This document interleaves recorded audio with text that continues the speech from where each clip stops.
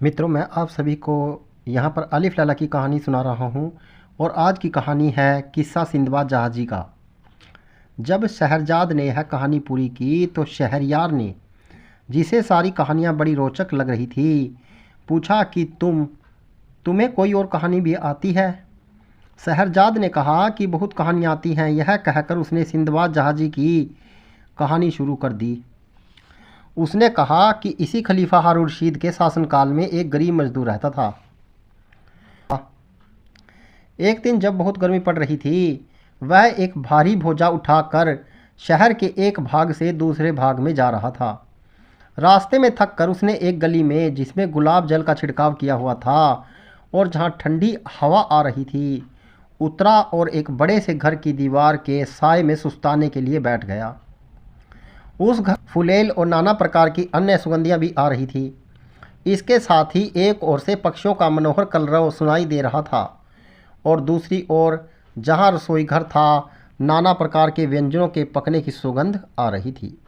उसने सोचा कि यह तो कोई किसी बहुत बड़े आदमी का मकान मालूम होता है, जानना चाहिए कि किसका है। मकान के दरवाजे से कई सेवक आ जा रहे थे।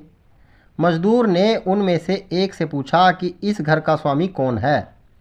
सेवक ने कहा, बड़े आश्चर्य की बात है, तू बगदाद का निवासी है और इस घर के परम प्रसिद्ध मालिक को नहीं जानता। यह घर सिंदबाद जहाजी का है, जो लाखों बल्कि करोड़ों की संपत्ति का मालिक है।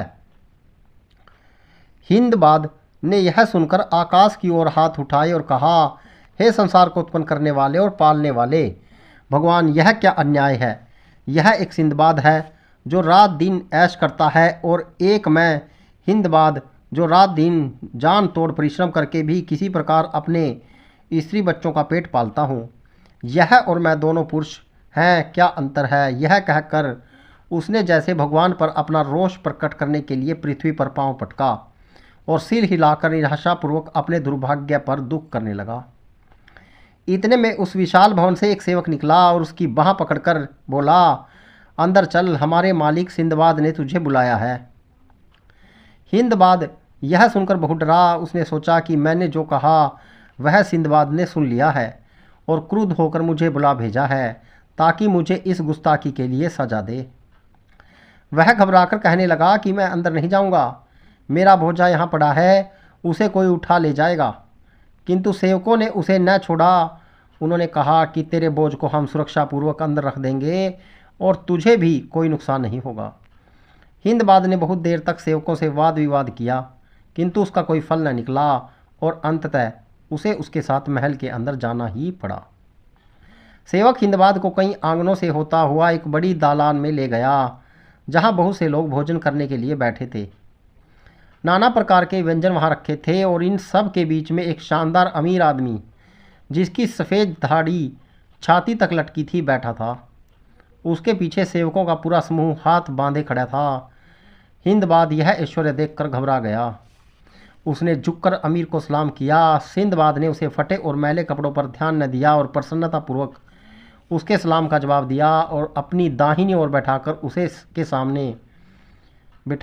उसे सामने अपने हाथ से उठाकर स्वादिष्ट खाद्य और मदिरा पात्र रखा।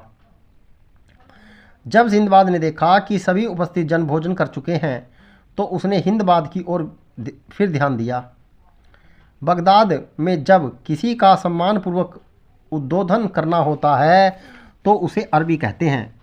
सिंदबाद ने हिंदबाद से कहा, अरबी, तुम्हारा नाम क्या है और मैं यहाँ उपस्थित अन्य जन तुम्हारी यहाँ पर उपस्थित है अति प्रसन्न है। अब मैं चाहता हूँ कि तुम्हारे मुख से फिर से वे बातें सुनूँ जो तुमने गली में बैठे हुए कही थी। सिंदबाद जहाँ बैठा था वह भाग गली से लगा हुआ था और खुली खिड़की से उसने वह सब कुछ सुन लिया था जो हिंदबाद ने रोष की दशा में कहा था।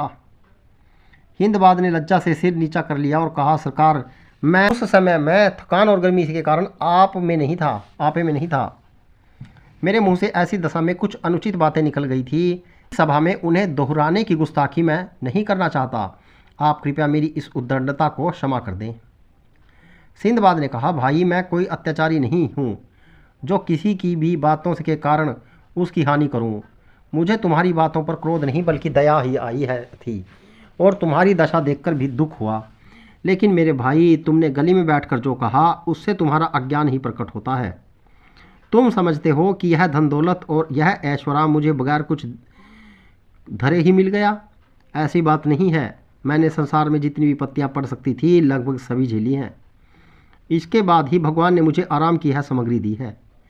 यह कहकर सिंदबाद ने दूसरे मेहमानों से कहा, मुझ पर विगत वर्षों में बड़ी बड़ी मुसीबतें आई और बड़े बड़े विचित्र अनुभव हुए। मेरी कहानी सुनकर आप लोगों को घोर आश्चर्य होगा। मैंने धन प्राप्त करने के लिए निमित्त 7 बार बड़ी बड़ी यात्राएं की और बड़े दुख और कष्ट उठाए। आप लोग चाहे तो मैं सब हाल सुनाऊं। मेहमानों ने कहा कि जरूर सुनाइए। सिंदबाद ने अपने सेवकों से कहा कि वह भोजा जो हिंदबाद बाजार से अपने घर लिए जा रहा था उसके घर पहुंचा दो। उन्होंने ऐसा ही किया। अब सिंदबाद ने अपनी पहली यात्रा का वृतांत कहना आरंभ किया।